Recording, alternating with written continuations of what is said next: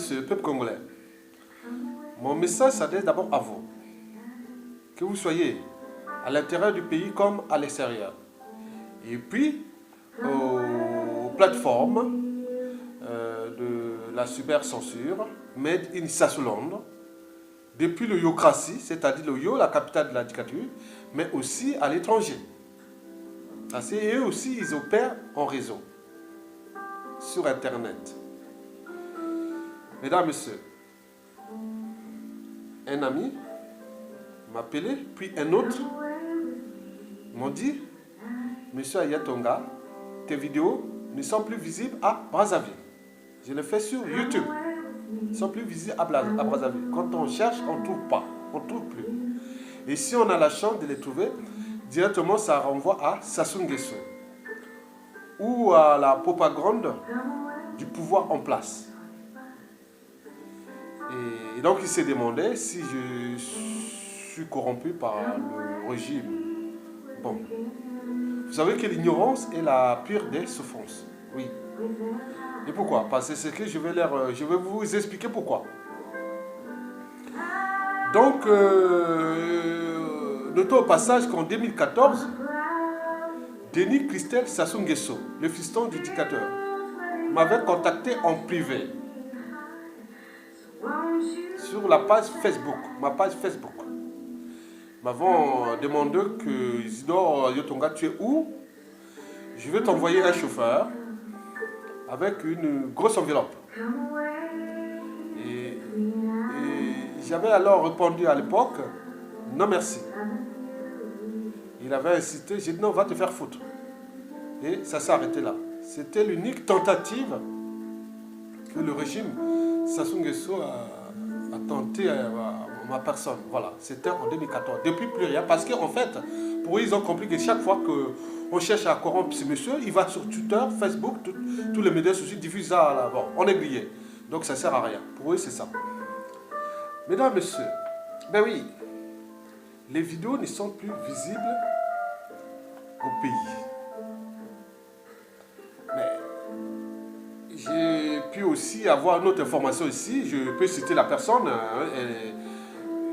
La personne me pardonnera. C'est un grand résistant. Il était même l'un des fondateurs de la Cuvette Ouest. Vous savez, la Cuvette, c'était la région unique de la Cuvette. Après, c'est séparé en la Cuvette centrale et la Cuvette Ouest. Ce monsieur s'appelle Joseph William Ota. C'est un grand résistant sur la place de Paris. Connu de la Cuvette Ouest et de tout le pays, aussi de la résistance sur la place de Paris. Il m'a appelé Isidore, mais quand je tape tes vidéos, ton nom, je tombe sur Sassou. Bon. Donc j'ai demandé ça, bon ben oui, il y a des choses comme ça. Bon, j'ai dit bon ben d'accord. Donc ça c'était avant. Il m'a dit ça il y a moins de 2 semaines. Et là, il y a une semaine, j'ai eu aussi le même cas. Hein, par appel venant de Brazzaville par un ami, puis un deuxième. Donc, on demandait si j'ai succombé à la sirène du mal. Non, c'est pas vrai. Bon, mesdames et messieurs, avant de commencer l'explication, comme j'ai dit, que l'ignorance est la pire des souffrances. Oui. Bon, avant de commencer, de vous expliquer le problème, au moins quelqu'un qui a un cerveau, hein, si vous avez au moins un cerveau, la première des choses serait d'aller sur YouTube toujours et taper aussi les noms des autres activistes qui luttent contre la dictature de Sassou Nguesso, sur la place de Paris par exemple. Je ne vais pas les citer, mais donnera l'autorisation. Prenez par exemple Ziana TV, si ça passe. Prenez les vidéos de Clarisse Akwala, si ça passe. Bernard Pongui à Toronto, au Canada, si ça passe. Il y en a plein, hein. Même bon. Essayez un peu de voir si ça... Donc vous pouvez comprendre leur cible, c'est que je vais vous expliquer par la suite. Donc, à ce moment, vous pouvez prendre connaissance du problème. Pour que vous puissiez individuellement aussi résoudre le problème. Ne pas rentrer dans les amalgames ou dans la méfiance et autres. Non, non, non, non. Donc il faut savoir que est-ce que ces individus, ces médias sociaux précités, ou ces individus, Clarisse Akwala, Bernard Pongui, quand vous les tapez ces mots, est-ce que vous rencontrez le même problème? Si vous rencontrez le même problème, donc il y a un problème. Puisque YouTube est accessible ici tranquillement. Et la plupart du temps, ces vidéos sont en français, sont à travers tous les réseaux francophones. Mesdames, Messieurs, bon. Je vais ici d'abord vous dire que je ne suis pas corrompu. Donc, je pense que ce problème est dû peut-être à la cybercensure. La cybercensure, c'est quoi? La cybercensure consiste à censurer une information. Il consiste à censurer une information ou bloquer une information à partir des mots-clés standards ou cibles.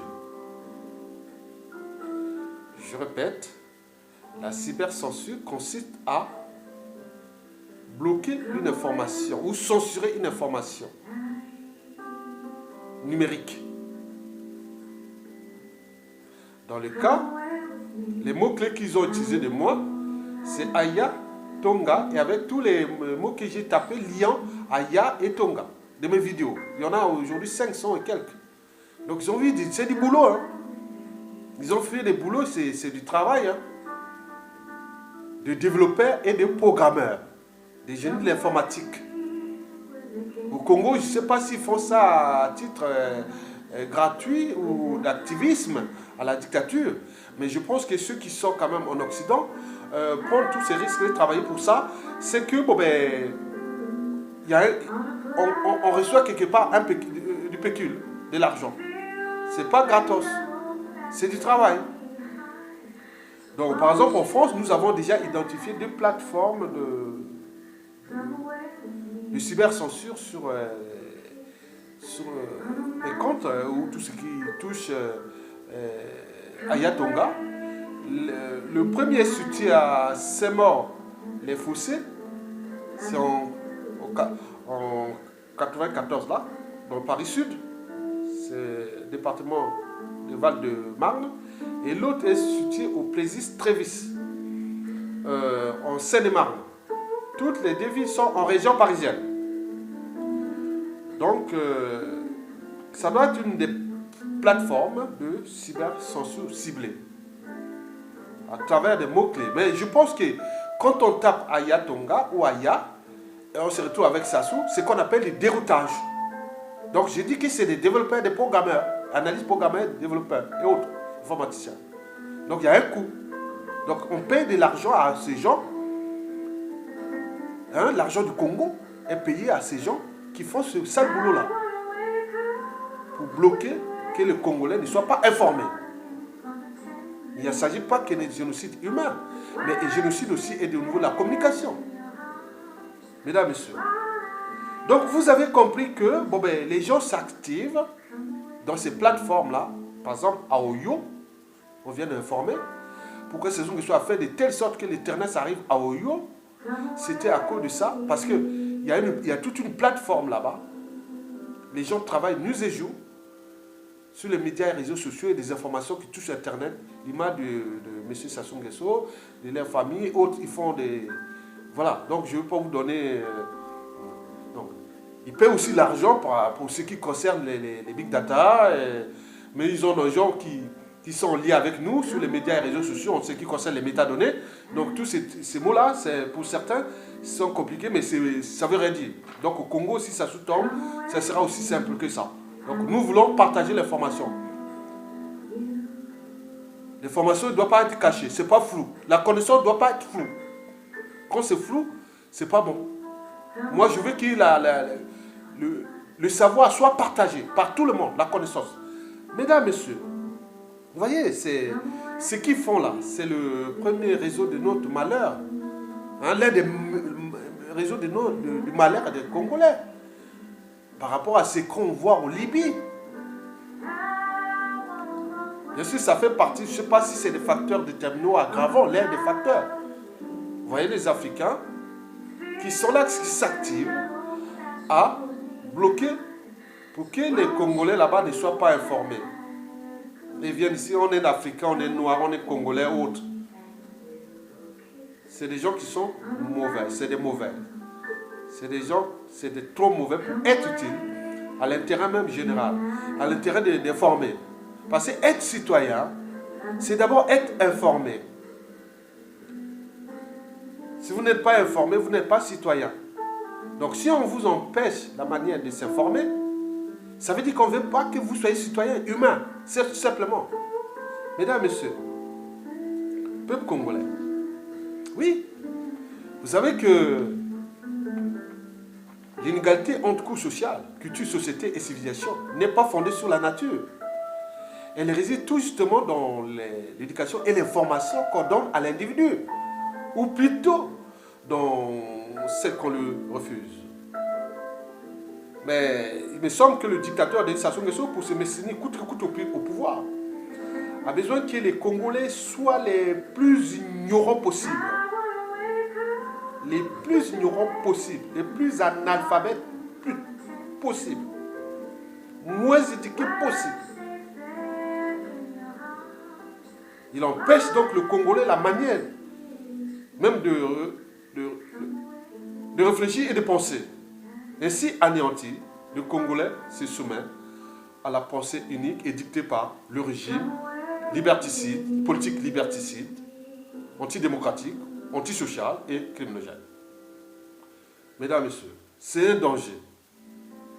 Oui. L'Internet, pour eux, doit être comme mystérieux, maraboutique, élistique. Non. Même les tout petits ici, bon, utilisent Internet.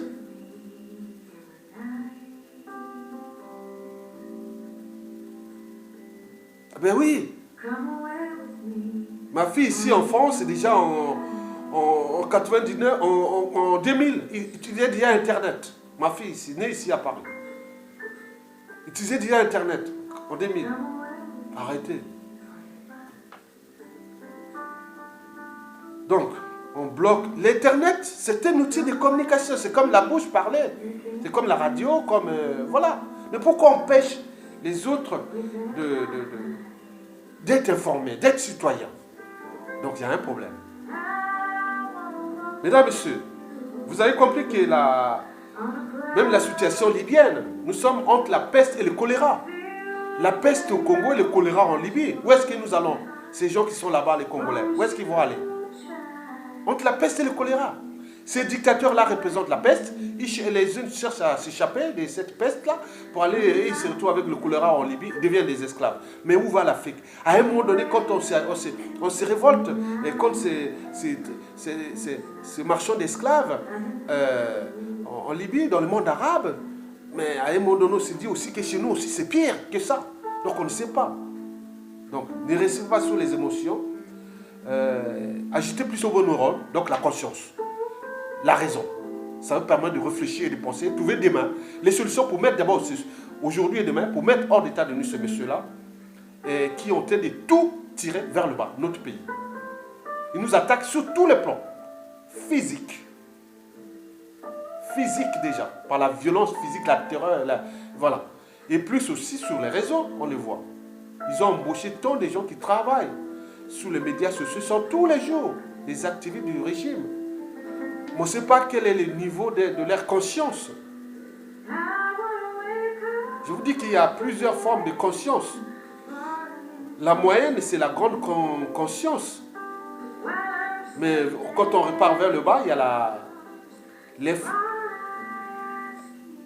l'insuffisance mentale. Donc on n'a pas de conscience. Moi, je ne sais pas à quel niveau ils sont entre l'insuffisance mentale et la toute petite conscience. Mais bien sûr qu'ici, la conscience de l'individu est le reflet de sa société d'appartenance ou même de la civilisation. Ici, on éduque l'individu dans les manières de la liberté, de justice, de dignité, d'indigner aussi d'agir. Nous, la connaissance, c'est mystérieux, il faut cacher, il faut cacher, il faut cacher. Non, c'est pas vrai. Nous, si ça sous-tombe, la connaissance, les savoirs, problème du commun des mortels jusqu'au docteur, professeur, autre. On doit rien cacher. On doit informer l'étudiant. On doit l'instruire.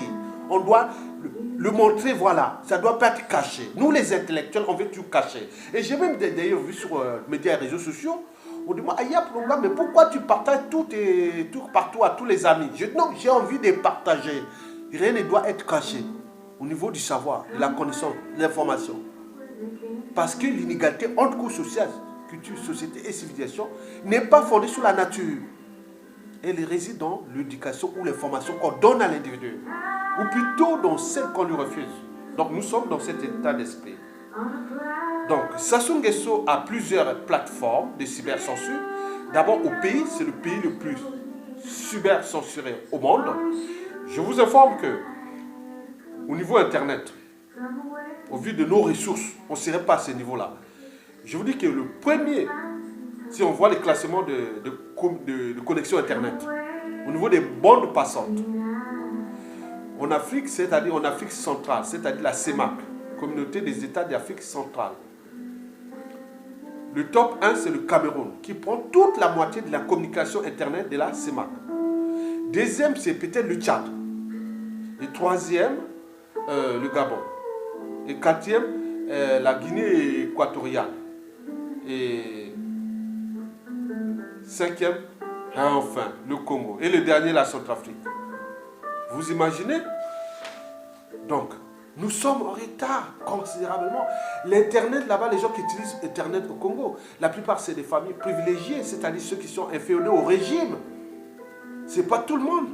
Et les 100% cyber, donc, quand vous utilisez Internet au Congo, sur 5 millions d'habitants, il y a peut-être 1000 internautes chaque jour au Congo. Ce n'est pas grand-chose. Ce n'est pas un marché. 1000 internautes pour 5 millions d'habitants. La population même du Danemark. Où là-bas, ils sont à 4,8 millions de connectés sur 5 millions. Mais nous, sur 5 millions, on n'a que 1000 par jour. Vous voyez comment les dictateurs empêchent la communication globale au pays. Mais pourquoi? Parce que c'est le danger pour lui. Donc maintenant, quand on voit les tops, nous avons aussi ce problème avec la France-Afrique qui mettait Sassou Nguesso. Regardez tous les tops des pays où l'Internet est plus développé, sont tous anglo-saxons, anglophones, avec les pays arabes. Bien sûr qu'avec l'histoire de Libye, bon, on s'interroge, mais ils font du travail là-bas dans le monde arabe quelque part. Donc si je devais citer dans l'ordre et dans le désordre, en commençant par l'Afrique australe jusqu'à l'Afrique du Nord. Bon. Les 10 tops d'Internet, Gotha d'Internet en Afrique, on commence l'Afrique du Sud, le Botswana, la Namibie, le Kenya, le Rwanda,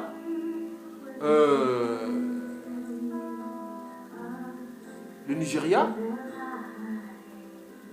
le Ghana, Maroc, Égypte, enfin, non pas encore, l'Algérie, et enfin, le Sénégal, premier pays francophone. Je suis avec la Côte d'Ivoire, après le Cameroun après. Regardez ça, le Congo est situé sur 54 pays d'Internet. Le Congo est situé parmi au 40e rang. À peu près, c'est derrière là-bas, vers les 45, entre 40 et 45 sur 54 pays. Vous imaginez que ces dégâts qui se sont faits, il nous a déclassés sur tous les plans. Et les gens s'acharnent pour maintenir ce monsieur-là. Avec ces impacts dont nous subissons ici sur les problèmes d'immigration. Les Congolais n'immigraient pas. Les Congolais ils restaient chez eux. Mais là, tout le monde veut se barrer parce que ça devient l'enfer sur terre. Mais toute chose a un début et une fin. Donc, ne vous fiez pas là. Il peut tout bloquer là-bas. Aïe, tous les sites internet et tous les les réseaux Facebook, Twitter, Images et YouTubers, tout ça là. Ce qui dérange le régime, c'est bloquer. Ils ont mis des mots, il y a des gens qui passent toutes les journées à travailler pour ça. Travail, c'est ingrat et aussi minable. Parce que vous êtes en train de travailler sur ces plateformes, dont certains, on a déjà des informations sur ceux qui ont travaillé dans ces plateformes, que demain, si ça se tombe, ils seront récupérés. Et ces gens, ils vont être traqués par-ci, par-là dans le monde. Et c'est eux que nous avons acquis une culture d'Internet. Certains ont même des startups. Donc on connaît ça, on reste modeste. Donc on connaît cette culture d'Internet. Et nous, l'Internet demain, ce n'est pas dans le sens comme l'utilisation l'utilise. Nous devons la diffuser pour que le Congolais soit éduqué, civilisé. Et voilà. Donc on va le mettre, ce sera parmi les priorités. La connaissance, depuis l'école primaire jusqu'à l'université. Ça sera parmi les priorités. Les 10 priorités pour ces Sassou Nguesso. Arrêtez. Vous êtes en train de comparer quelqu'un qui est en train de milliers parce qu'on dit, oh, ces problèmes du Congo, ça souffre. C'est pas grave, il fait son temps, mais il va partir de toute façon de gré ou de force ou par cycle de vie, il va partir. Il est venu trouver ce pays, le pays là restera. Et des années, les jeunes sont là, ils vont continuer. Mais le problème, c'est les dégâts qui ne savent pas. Moi, je diffuse des informations un peu d'équilibre des choses entre ce tribalisme politique qui s'assoit à organiser de manière brutale. Voilà. Avec les piles de sang, de masse et autres. Mais nous, on cherche des coups. Mais ils bloquent. Pourquoi ils bloquent? Parce que si l'information arrive dans les quartiers nord de Brazzaville, là-bas, ou du nord du Congo, que Aya Tonga parle comme ça, mais ça va éveiller, là. Donc, il faut bloquer ça. Ils bloquent. C'est ça. Donc, vous avez compris leur jeu. Mesdames, Messieurs, je vous remercie.